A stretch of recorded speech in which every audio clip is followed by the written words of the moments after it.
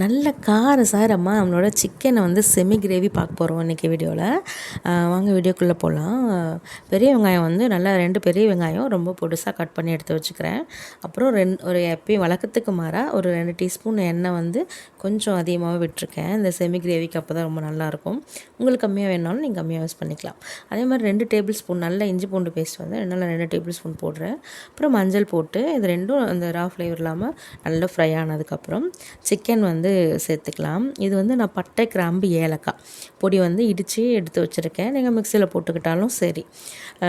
நான் அப்புறம் சிக்கன் வந்து வாஷ் பண்ணி எடுத்து வச்சுருந்தேன். வெங்காயம் வந்து ஃப்ரை ஆகிடுச்சு. சிக்கன் சேர்த்துக்கிறேன். சிக்கனுக்கு தேவையான அளவு உப்பு சேர்த்துக்கலாம். நல்லா ஃப்ரை பண்ண விடுங்க. அப்போ தான் அந்த உப்பு வந்து சிக்கனில் வந்து பிடிக்கும்.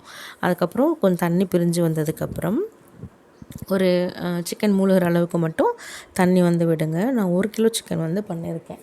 ஸோ நல்லா கொஞ்சம் தண்ணி வற்றினதுக்கப்புறம் 2 டேபிள் ஸ்பூன் வந்து மல்லித்தூள், 1 டேபிள் ஸ்பூன் வந்து Kashmiri chilli powder, 1/2 table spoon வந்து ரெட் சில்லி பவுடர், அதுக்கப்புறம் வந்து கொஞ்சமாக 1 டீஸ்பூன் வந்து சீரகத்தூள் வந்து சேர்த்து நல்லா ஃப்ரை ஆனதுக்கப்புறம் இந்த ஸ்டேஜில் வந்து பச்சை மிளகாயும் கருவேப்பிலையும் வந்து சேர்த்துக்கலாம்.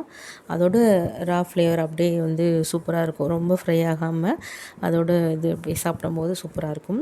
அப்புறம் பட்டை, கிராம்பு, ஏலக்காய் இடித்து வச்சுருந்தோம் இல்லையா, அதையும் வந்து கடைசியாக தான் சேர்க்கணும்.